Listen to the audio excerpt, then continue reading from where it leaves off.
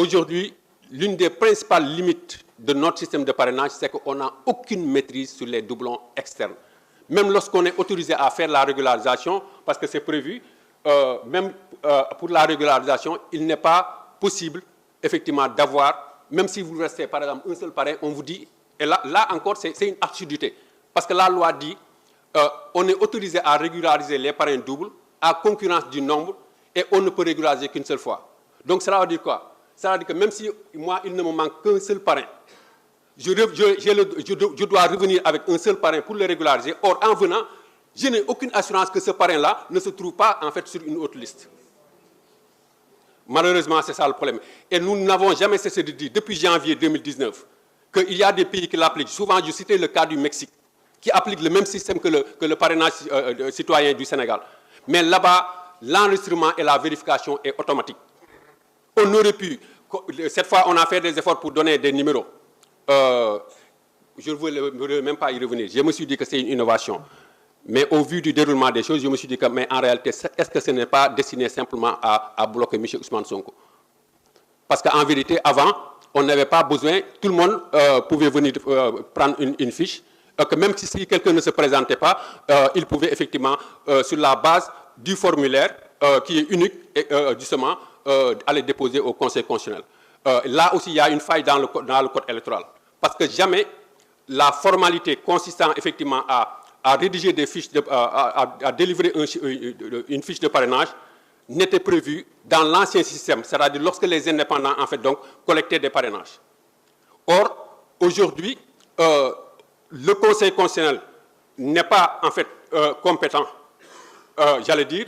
Bon, c'est un autre débat peut-être de doctrine, parce qu'en vérité, on devait prévoir un dispositif juridique qui justement permettrait d'encadrer le cas de refus. Parce qu'en vérité, le ministère de l'Intérieur, la DG en particulier, n'est pas compétent justement pour valider une candidature. Or, dès que, par exemple, qu'il refuse de donner en fait, donc, une fiche de parrainage à un candidat, mais il bloque sa candidature. Alors qu'il n'y a aucun dispositif juridique qui permet de saisir le Conseil constitutionnel. Je disais la dernière fois que ce serait intéressant que les avocats de M. Sonko, je ne suis pas partisan de Sonko, c'est juste un cas d'école en fait. Je disais que les partisans de ces avocats auraient pu saisir le Conseil constitutionnel. Parce que même si maintenant le Conseil peut dire qu'il s'agit d'un contentieux prématuré, parce que moi je suis compétent pour recevoir les recours des candidats. Mais en France, le problème est réglé depuis 1981. Parce que le Conseil constitutionnel français est compétent pour juger des actes préparatoires à l'élection présidentielle. Encore qu'aujourd'hui, on ne peut pas détacher en fait le parrainage de la candidature. Bon, maintenant, pour juste avancer, après la régularisation qui se fait pendant les 48 heures, on procède le Conseil maintenant sur la base en fait, donc, des procès-verbaux issus du contrôle et de la vérification des parrainages, examine l'ensemble des éléments du dossier. Et il est investi de tous les pouvoirs en fait, donc, de vérification. Vous vous rappelez bien, M. Karim Wade et M. Khalifa Sall avaient franchi le cap du parrainage, mais malheureusement, ils ont été bloqués pour inéligibilité.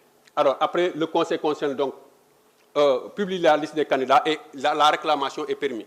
Même ceux qui avaient été bloqués durant le parrainage peuvent en fait, donc, faire un recours en ce moment-là. Après, le ministère procède à l'arbitrage des couleurs sur la base de la décision du Conseil constitutionnel. Ensuite, maintenant, on passe à l'étape de la campagne électorale qui va démarrer le 3 février avec en fait, donc, quelques observations et mesures à prendre. Assurer une bonne régularisation, ça c'est essentiellement le rôle du CNRA en rapport avec les médias. Garantir une campagne électorale apaisée. Assurer l'équité entre les candidats, définir le rôle et les responsabilités des médias privés. Je pense que l'ISA va revenir cet après-midi sur justement le rôle de la presse en matière justement de campagne électorale. Après cela, maintenant, on passe à la préparation du scrutin. Avant le scrutin, il y a un certain nombre d'actes préparatoires. Il faut d'abord connaître la carte électorale, c'est-à-dire la localisation géographique donc des lieux et des bureaux de vote. Ce qui permet effectivement donc, aux candidats, aux observateurs, effectivement, donc, de désigner en fait, pour les candidats, leurs représentants, leurs mandataires, pour les observateurs maintenant, les missions d'observation, de désigner en fait donc leurs observateurs. Alors, Maintenant, il y a la désignation des plénipotentiaires. Ça, c'est une formalité administrative que devront remplir les candidats.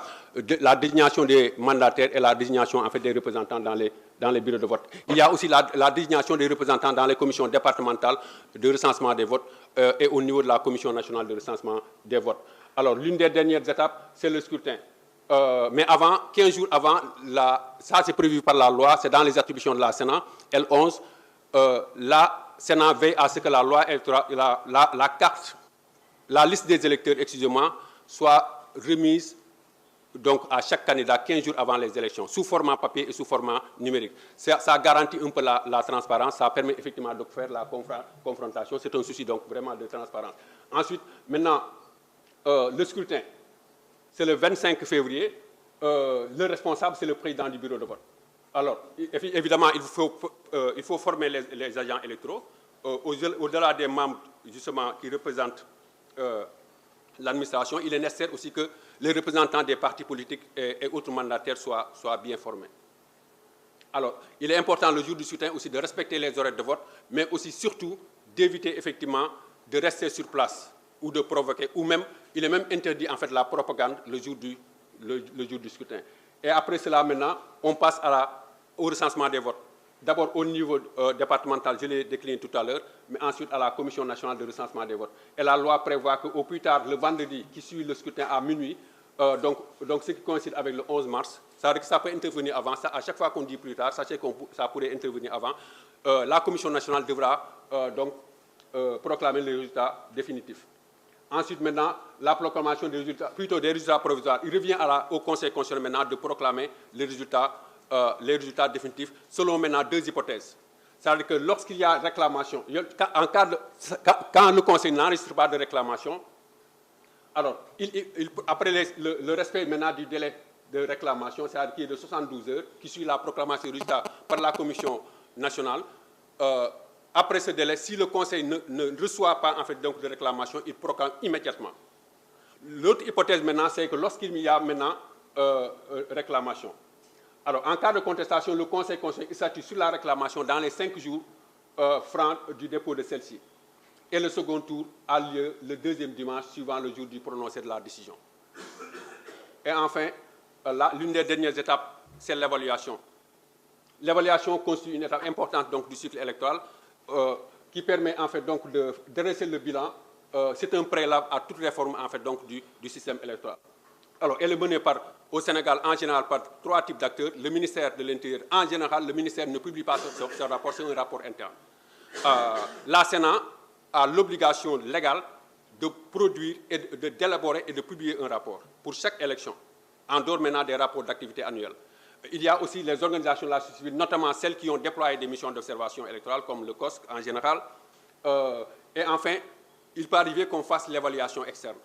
Que ce n'est plus maintenant, par exemple, le ministère qui publie son propre rapport ou la société civile, mais que les acteurs, effectivement, donc, se réunissent. On l'a fait dans le passé. C'est souvent initié dans le cadre de la commission de revue du code électoral. Et il peut aussi arriver, comme on a commis l'année dernière, il y a 2 ans, une mission en fait, d'évaluation, une mission indépendante qui a permis effectivement, donc, avec des experts internationaux, de dresser donc, le bilan. Donc voilà, en fait, donc, je vous remercie en résumé la communication.